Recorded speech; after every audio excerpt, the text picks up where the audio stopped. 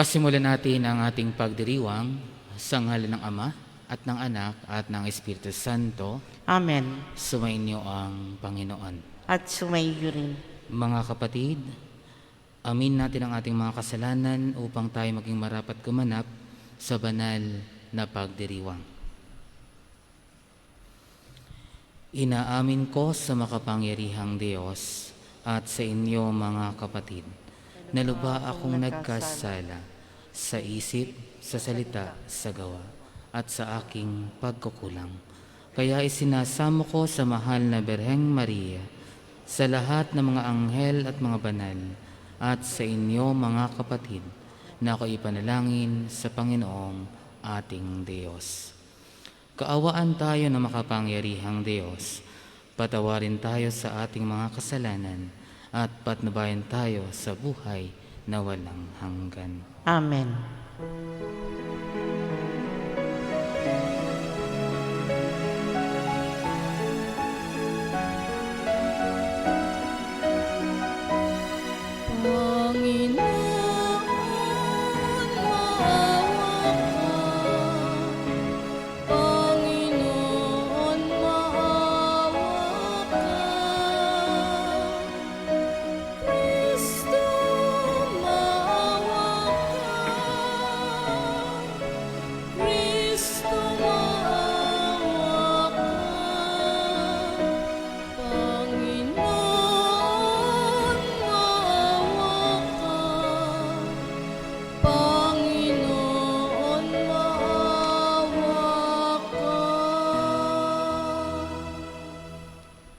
Manalangin tayo.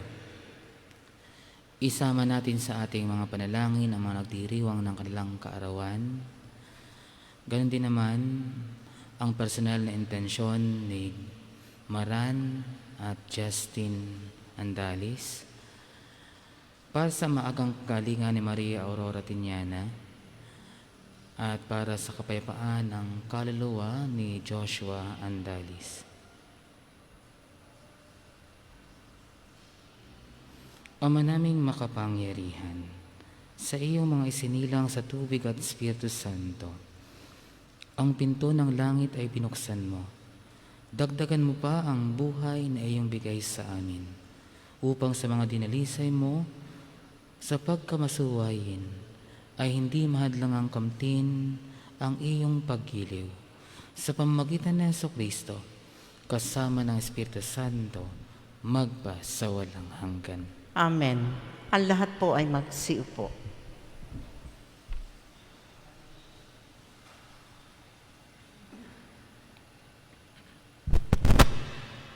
Ang salita ng Diyos mula sa mga gawa ng mga apostol. Noong mga araw na iyon, sinabi ni Esteban sa mga tao, sa matatanda at sa mga eskriba, napakatigas ng ulo ninyo. Di pa nababago ang inyong kalooban. Ayaw ninyong dinggin ang katotohanan. Kung ano ang ginawa ng inyong mga magulang, iyon din ang ginawa ninyo. Lumalabang kayong lagi sa Espiritu Santo. Sinong propeta ang hindi pinag-uusig ng inyong mga ninuno? Pinatay nila ang mga humula sa mga pagparito ng matuwid. Sa inyo namang ipinagkanulo at ipinapatay. Tumanggap kayo ng kautosang ibinigay ng Diyos sa pamamagitan ng mga anghel, ngunit hindi ninyo tinalima iyon. Nang marinig ito ng mga bubuo ng Sanhedrin, sila'y naggalit dahil sa matinding galit kay Esteban. Ngunit si Esteban, napuspos ng Espiritu Santo, ay tumingin sa langit at nakita ang maningning na liwanag sa paligid ng Diyos. At si Jesus na nasa kanyang kanan. Bukas ang kalangitan, sabi niya, at nakikita ko ang anak ng tao na nasa kanan ng Diyos. Tinakpan nila ang kanilang tainga at nagsigawan. Pagkatapos, sabay-sabay silang dumaluhong sa kanya. Kinaladkad nila si Esteban hanggang sa labas ng lungsod upang batuhin. Hinubad ng mga saksi ang kanilang mga kasuotan at iniwan sa isang binatang nagngangalang Saulo. At pinagbabato nila si Esteban na nanalangin naman ng ganito, Panginoong Hesus, tanggapin mo ang aking espiritu. Lumuhod si Esteban at sumigaw ng malakas, Panginoon, huwag mo na po silang panagutin sa kasalanang ito. At pagkasabi nito, siya'y namatay. Kasang-ayon si Saulo sa pagkapatay kay Esteban. Ang salita ng Diyos. Salamat sa Diyos.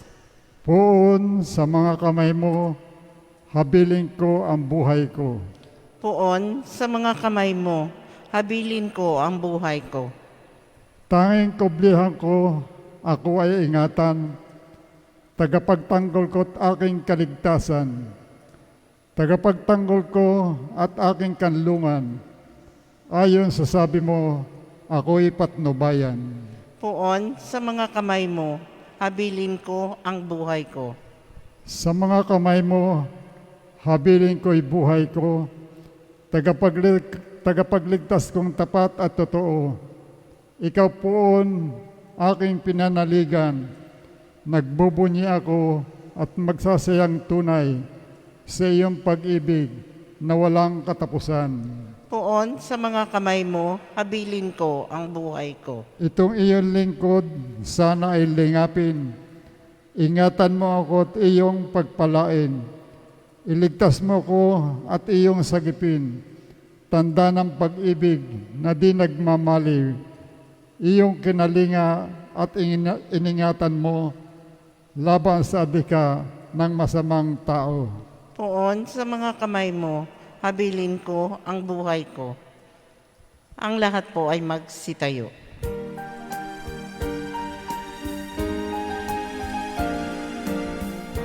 Hallelujah, hallelujah. Wikain mo, oo, nakikinig ako sa iyong mga salita. Hallelujah, hallelujah,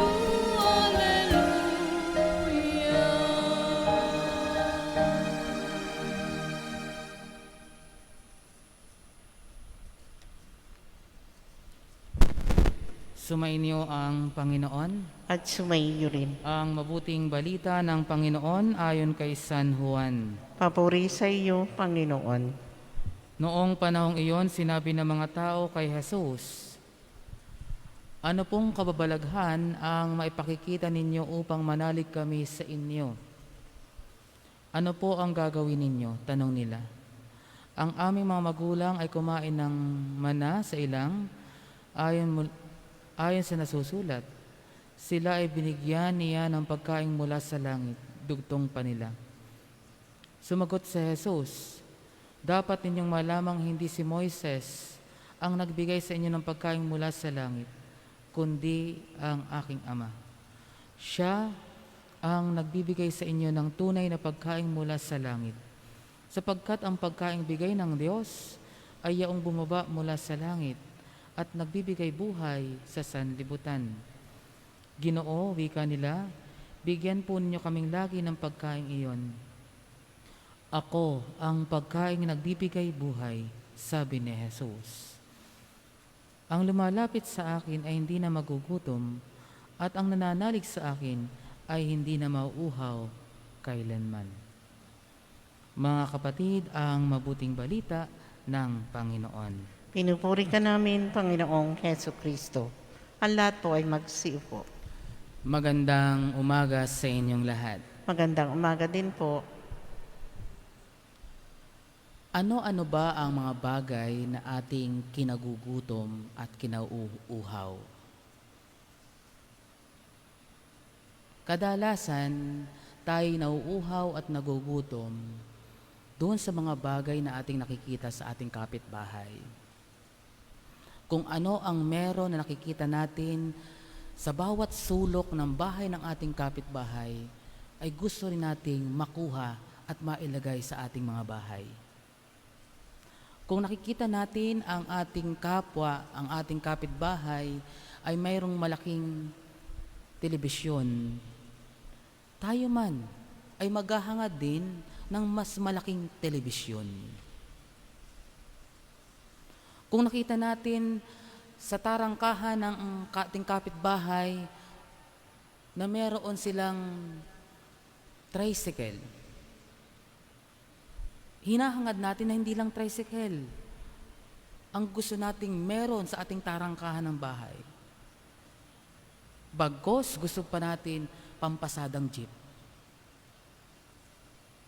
Ganyan tayo kung tumingin sa mga bagay na ating kinauuhaw at kinagugutom. At hindi lang yon ang nangyayari. Kung nakikita natin ang ating kapitbahay na promote sa kanyang trabaho, gusto natin yung ating asawa, ang ating mga anak, ma-promote din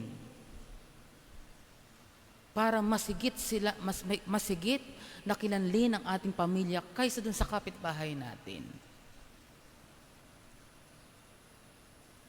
Ganyan tayo kapag tumitingin sa ating kapwa-tao.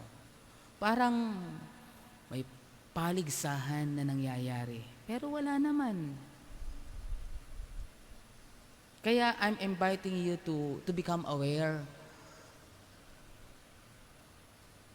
dun sa mga longings natin. What do you truly long for?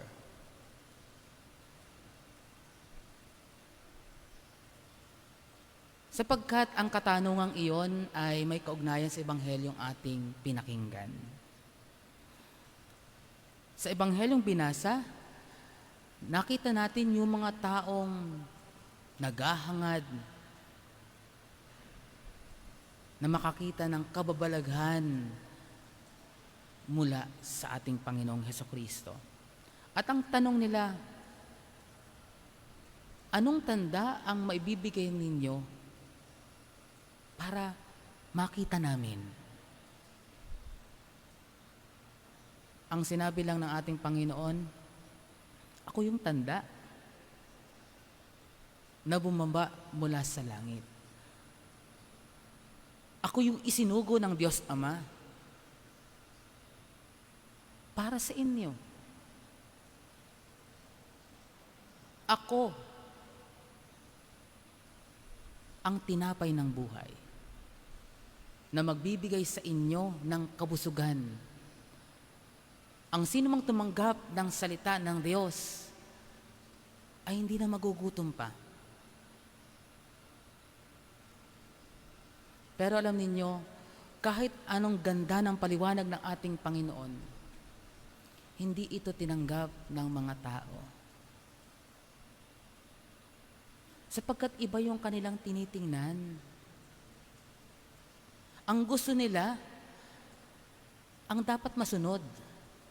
Hindi ang kagustuhan ng Diyos Ama para sa bawat isa sa atin.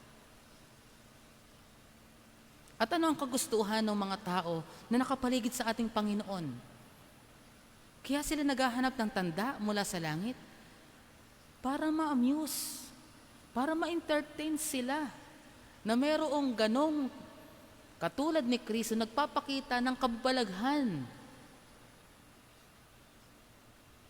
Kung nakikita nila na si Kristo ay nagpalakad ng isang pilay, palakpak sila. Kung si Kristo nakita na nagbubuhay ng isang patay, pumapalakpak sila. Pero hindi para sampalatayanan si Kristo na siya ang isinugo ng Diyos Ama para sa kaligtasan ng tao. Hindi para tanggapin si Kristo bilang guro nila na mag-aakay patungo sa kabanalan. Ang gusto lang ng mga tao, mapasaya lang sila ng ating Panginoon sa mga kababalaghang ginagawa ni Kristo. Yun po yung nakakalungkot na senaryo. Si Kristo ay nagpapagal upang mapaniwala ang tao na siya ang tinapay ng buhay, na siya ang salita ng Diyos. Pero ang kanyang nakuha sa mga tao ay kawalan ng pananampalataya. Kawalan ng pagtitiwala sa Diyos. At kadalasan yan po ang nangyayari sa atin. Kahit tayo'y nasabihang Kristiyano, Katoliko, minsan dumadating sa buhay natin ang kawalan ng pananampalataya. Bakit? Sapagkat kapag tayo ay humihiling sa Diyos, minsan hindi natin tinitingnan yung biyaya ng Diyos na ibinibigay sa atin araw-araw.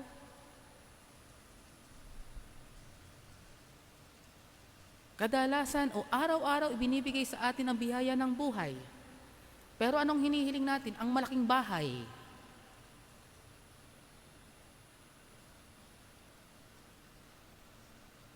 Ibinibigay ang biyaya ng mga kaibigan na sumusuporta sa iyo araw-araw. Pero ang hinihiling mo, boyfriend or girlfriend.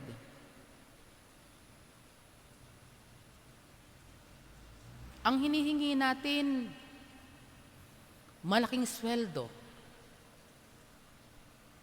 Ma-promote sa trabaho. Pero kung titingnan natin, araw-araw naman tayo sinisweldo, sumisweldo. Pero hindi natin natititigan yung ginagawa ng Diyos sa bawat araw na kanyang pagpapala sa atin. Samantalang yung iba nga, 2 beses lang sa isang linggo, sumisweldo, pero kontento sa buhay. Nagpapasalamat sa Diyos sa biyayang kanilang natatanggap. Samantalang tayo, araw-araw na nga may sweldo, hindi pa makontento at hindi marunong magpasalamat. Tunay nakikita sa atin ang pagkauhaw, pagkagutom sa mga bagay-bagay at hindi natin nakikita ang Diyos na nagpapala sa atin. Kaya nga minamahal na kapatid, sana makita natin, una tigit sa lahat, ang aral ng Ebanghelyo. Una, we are so blessed. Tayo ang lahat ay pinagpala ng Diyos sa iba't ibang kapamaraanan, sa iba't ibang sitwasyon. At kung tayo ay pinagpala, sana magising tayo sa katotohanan na, bakit nga ba ako binigyan ng pagpapala ng Diyos? Hindi para magkasala sa Diyos. Hindi para tingnan ang ating kapwa bilang isang kompetisyon sa buhay na ito. Hindi para tayo makipag-compete sa ating mga kapitbahay na kung ano ang meron sa kanila, dapat meron din ako.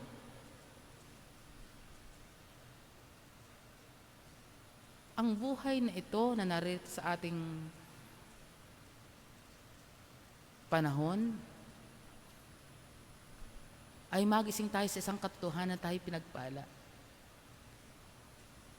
At kung tayo pinagpala, sana hindi tayo maging kasalanan ng iba o maging tagapagdala ng kasalanan o maging makasalanan. Bagkus kaya tayo pinagpapala ng Diyos para maging inspirasyon tayo ng iba. Yun po yung purpose kung bakit tayo pinagpapala ng Diyos. Para maging inspirasyon tayo sa iba. At paano magiging inspirasyon? Kung tayo ay marunong ibahagi ang pagpapala ng Diyos na ating tinatanggap mula sa Kanya. Maliwanag yun. Kung bakit tayo pinagpapala ng Diyos. Upang maging banal tayo sa mga biyayang ating tinatanggap at hindi upang maging makasalanan. Ikalawa na tinuturo sa atin ng Ebanghelyo, maging kontento sa mga biyayang ating tinatanggap. Hindi yung tayo ay naging reklamador sa araw-araw nating pamumuhay. Na kesyo maliit ang bahay natin, kakaunti ang sweldo natin, magrereklamo na tayo sa Diyos. Pakaisipin natin, may mas mahirap sa atin. Pakaisipin natin, oo nga, may malaking bahay yung ating kapitbahay, pero yung tao doon sa bahay na iyon, maganda ba ang pamumuhay? Maayos ba ang pakipag-ugnayan ng bawat membro ng pamilya? Sana makontento tayo na kahit maliit ang bahay, pero maayos ang ugnayan ng pamilya. At yun ay may tuturing na isang biyaya mula sa Diyos.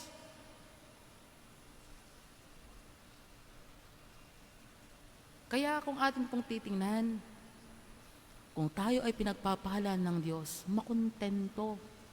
Huwag maging reklamador sa Diyos. Dahil alam ng Diyos ang bawat pangangailangan natin.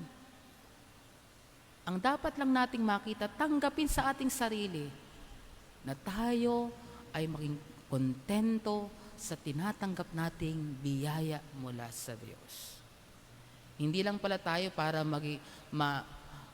malaman natin sa ating mga sarili na tayo ay pinagpala ng Diyos, kundi nakita rin natin na tayo kontento sa biyayang ating natatanggap. At ang ikatlo, maging mapagpasalamat sa Diyos. Yan po yung tatak ng Kristiyano na dapat makita ng ating Panginoong Diyos sa bawat kalooban natin, ang pusong mapagpasalamat. Sapagkat ganyan naman ang ginagawa natin sa ating kapwa. Kapag tayo ay binibigyan ng anumang bagay, kahit napakaliit niyan o malaki mang bagay, ano ang tinutugon natin sa tuwing may ibinibigay sa atin? Salamat po. Bakit agaran natin sinasabi yun? Sapagkat maaaring tayo nahihiya. Nahihiya tayo na tayo binibigyan. At yun yung magandang attitude natin, na tayo nagpapasalamat sa kabutihan ng ating kapwa. Nagagawa natin yun sa ating kapwa, pero sa Diyos, kailan natin nagagawa?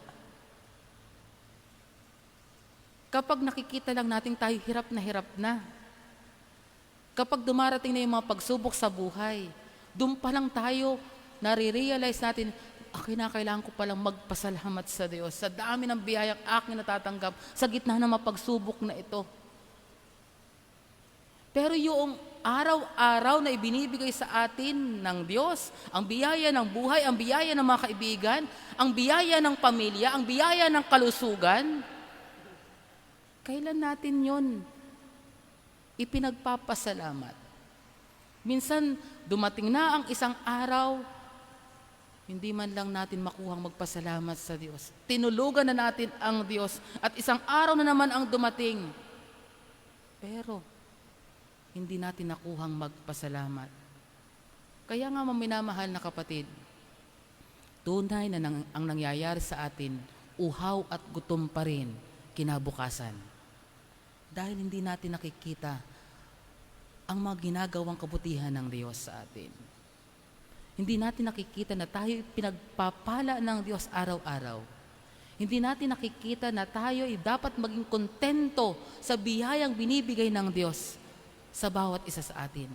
At hindi natin nakikita na tayo natututo araw-araw na magpasalamat sa Diyos.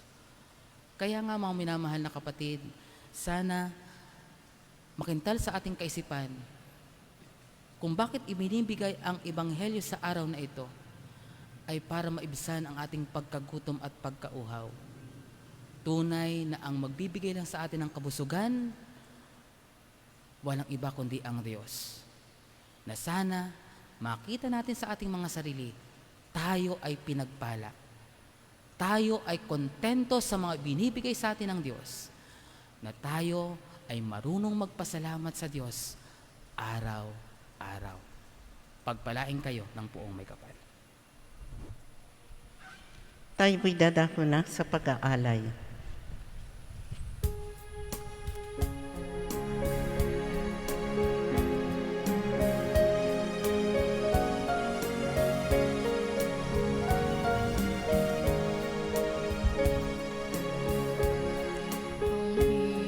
Himig mo ang awit ko, lahat ng ito'y nagmula sa iyo. Muling ihahandog sa'yo, buong puso kong inialay sa'yo.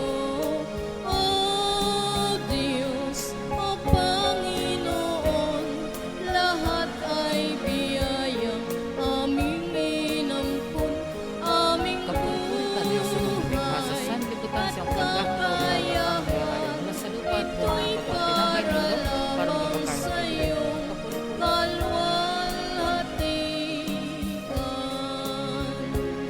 Ang tanging ninanais ko ay mata mo lamang ang pag-ibig mo. ka, Diyos, sa lumikha sa sanlibutan Ay Walang sa katas ng upang sa wala nang para kailangan, maging sapat na ito. O Diyos, o Panginoon, lahat ay biyayang aming inampun, aming buhay at kakayahan. Ito'y para lamang sa iyong kalwalhatian.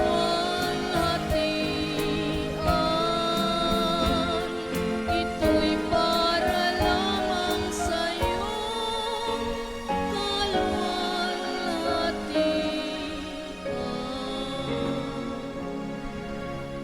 Ang lahat po ay magsitayo. Manalangin kayo mga kapatid upang ang paghahain natin ay kalugdan ng Diyos amang makapangyarihan. Tanggapin nawa ng Panginoon itong paghahain sa iyong mga kamay, sa kapurihan niya at karangalan sa ating kapakinabangan at sa buong sambayanan niyang banal. Ama naming lumikha, tanggapin mo ang mga alay ng iyong sambayanang natutuwa, ang pagkabuhay ng iyong anak na niloob mong aming ikatuwa ngayon, ay papagbungahin mo ng galak na mananatili sa amin habang panahon. Sa pamamagitan niya kasama ng Espiritu Santo, magpasawalang hanggan. Amen. Sumainyo ang Panginoon. At sumaiyo rin. Itaas sa Diyos ang inyong puso at diwa. Itinaas na namin sa Panginoon. Pasalamatan natin ang Panginoong ating Diyos. Marapat na siya ay pasalamatan. Ama naming makapangyarihan, tunay ngang marapat na ikaw ay aming pasalamatan. Ngayong ipinagdiriwang ang paghahain ng Mesiyas, ang maamong tupa na tumubos sa aming lahat. Naghahaing walang humpay ang anak mong minamahal upang magkasalo-salo ang tanan sa piging ng iyong buhay.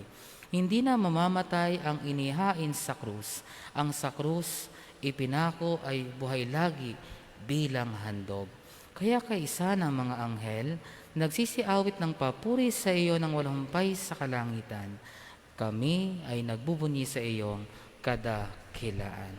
Santo, Santo, Santo, Panginoong Diyos na makapangyarihan, napupuno ang langit at lupa ng kadakilaan mo. Hosana sa kaitaasan. Pinagpala ang naparirito sa ngalan ng Panginoon. Hosana sa kaitaasan. Ang lahat po ay magsiluhod. Ama naming banal, ikaw ang bukal ng tanang kabanalan, kaya't sa pamamagitan ng iyong Espiritu, gawing banal ang mga kaloob na ito upang para sa amin ay maging katawan at dugo ng aming Panginoong Hesukristo. Bago niya pinagtiis ang kusang loob na maging handog, hinawakan niya ang tinapay, pinasalamatan kaniya, Pinagati-hati niya iyon, iniabot sa kanyang mga alagad at sinabi, "Tanggapin ninyong lahat ito at kanin. Ito ang aking katawan na ihahandog para sa inyo."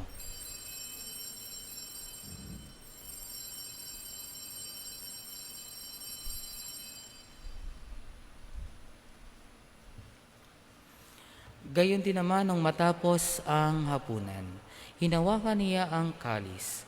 Muli kaniyang pinasalamatan, iniabot niya ang kalis sa kanyang mga alagad at sinabi, "Tanggapin ninyong lahat ito at inumin. Ito ang kalis ng aking dugo, ng bago at walang hanggang tipan. Ang aking dugo na ibubuhos para sa inyo at para sa lahat, sa ikapagpapatawad ng mga kasalanan. Gawin ninyo ito sa pag-alaala sa akin."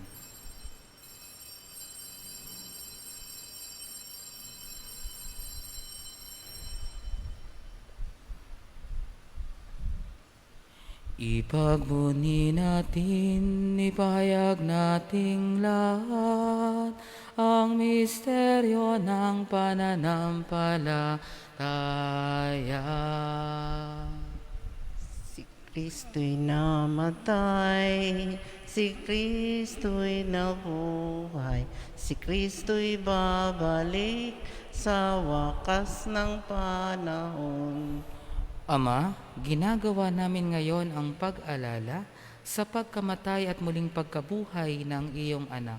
Kaya't iniaalay namin sa iyo ang tinapay na nagbibigay buhay at ang kalis na nagkakaloob ng kaligtasan. Kami ay nagpapasalamat dahil kami yung minarapat na tumayo sa harap mo para maglingkod sa iyo. Isinasamo namin ka magsasalo-salo sa katawan at dugo ni Kristo ay mabuklod sa pagkakaisa sa pamamagitan ng Espiritu Santo. Ama, lingapin mo ang iyong simbahang laganap sa buong daigdig. Puspusin mo kami sa pag-ibig, kaisa ni Francisco na aming Papa at ni Melray na aming Obispo at Emilio Obispo Emerito at ng Tanang Kaparian.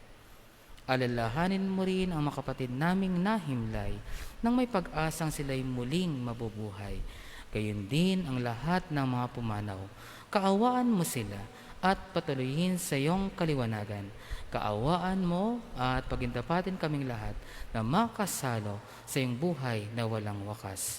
Kaisa ng mahal na Birheng Maria na ina ng Diyos, kaisa ni San Jose na kanyang esposo, kaisa ng mga apostol at ng lahat ng mga banal na namuhay dito sa daigdig ng kalugod-lugod sa iyo. Maipagdiwang nawa namin ang pagpupuri sa ikararangal mo sa pamamagitan ng iyong anak na aming Panginoong Hesukristo.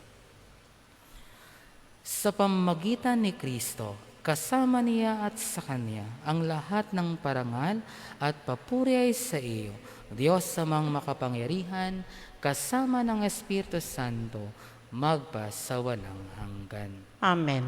Ang lahat po ay magsitayo. Sa tagubilin na kagagaling na utos at turo ni Jesus na Panginoon natin at Diyos, ipahayag natin ng lakas loob.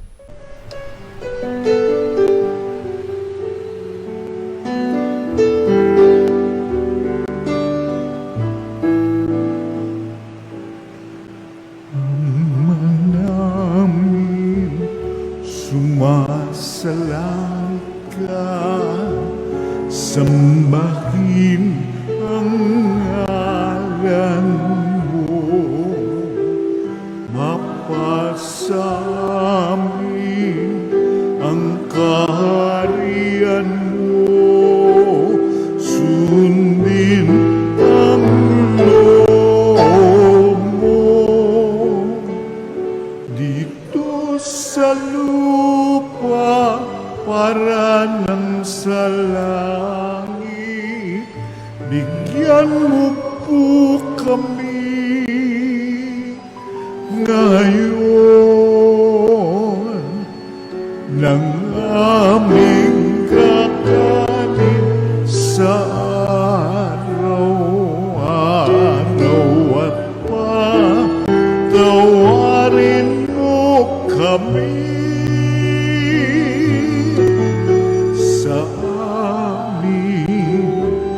mga sala para ng pagpapatawan namin sa nagkakasala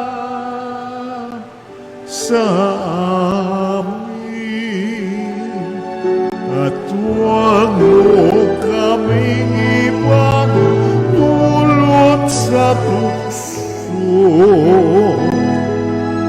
at yadya mo kami sa lahat ng masama.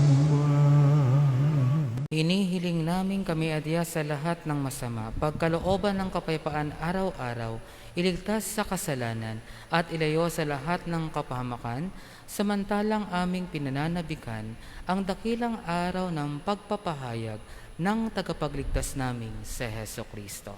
Sapagkat iyo ang kaharian at ang kapangyarihan at ang kapurihan magpakailanman. Amen. Panginoong Heso Kristo, sinabi mo sa iyong mga apostol, kapayapaan ang iniiwan ko sa inyo, ang aking kapayapaan ang ibinibigay ko sa inyo. Tunghayan mo ang aming pananampalataya at huwag ang aming mga pagkakasala. Pagkalooban mo kami ng kapayapaan at pagkakaisa ayon sa iyong kalooban kasama ng Espiritu Santo magpa sa walang hanggan. Amen. Ang kapayapaan ng Panginoon ay laging sumainyo. At sumayo rin. Magbigayan kayo ng kapayapaan sa isa't isa.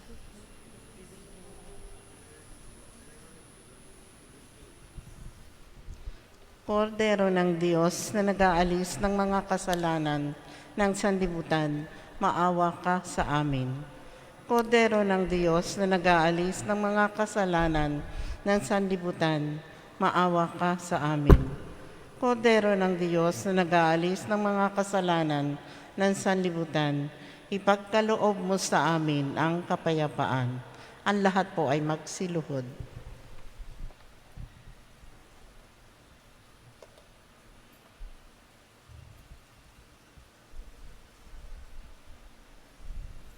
Ito ang kordero ng Diyos, ito ang nag-aalis ng mga kasalanan ng sanlibutan. Mapalad ang mga inaanyayahan sa kanyang piging. Panginoon, hindi ako karapat-dapat na magpatuloy sa iyo, ngunit sa isang salita mo lamang ay gagaling na ako. Sandalang nawa ko ng katawan ni Kristo.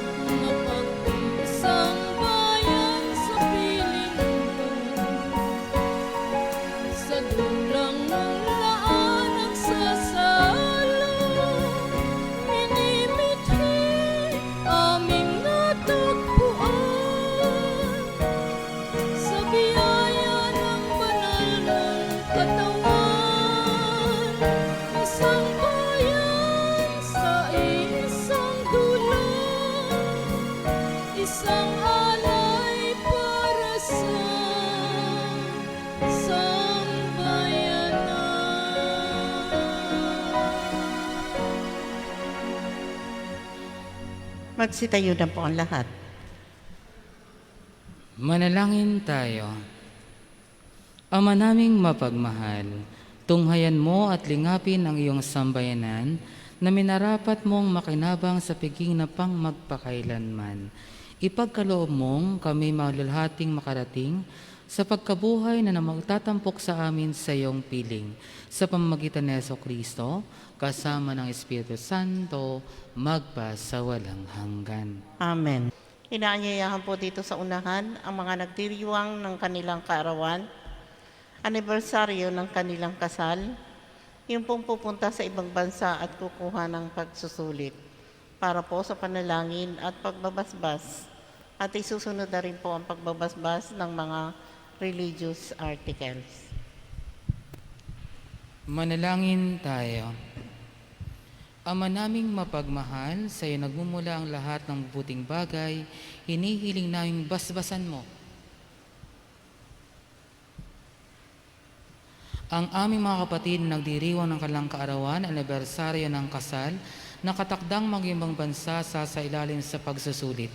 Pagkalooban mo sila ng mas mahaba at makahulugang buhay, mabuting kalusugan, mapayapang kalooban, maliwanag na kaisipan, mga tapat na kaibigan, maayos na hanap buhay at kaligtasan sa anumang kapahamakan. Basbasan mo rin ang kanilang mga gawain at adhikain upang ito'y matupad ayon sa iyong kalooban. Pagpalain mo rin ang kanilang angkan at mamahal sa buhay. Higit sa lahat, patatagin mo sila sa pananampalataya, patibayin sa pag-asa at pag-alabin sa pag-ibig. Hinihiling namin ito sa pamagitan ni Kristong aming Panginoon. Amen.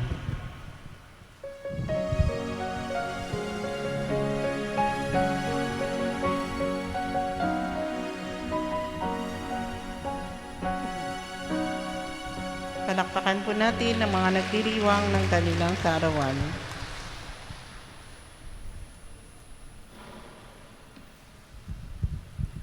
Yung po magpapabasbas ng mga religious articles. Manalangin tayo. Naway gawaran ng Diyos ng pagpapala ang mga kasangkapan sa pananalangin upang ang mga ito'y maging gabay sa pagtahak sa kabanalan at paghahangad ng buhay sa kalangitan. Sa pamamagitan ni Kristo kasama ng Espiritu Santo, magpa sa walang hanggan. Amen.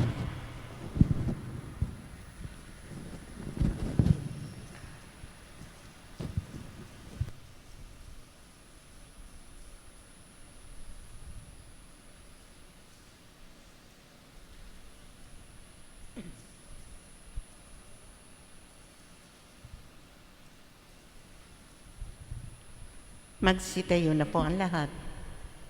Sumainyo ang Panginoon At sumayo rin. at pagpalain kayo ng makapangyarihang Diyos Ama, Anak at Espiritu Santo. Amen. Tapos ng ating banal na pagdiriwang, humayo kayong mapayapa. Salamat sa Diyos.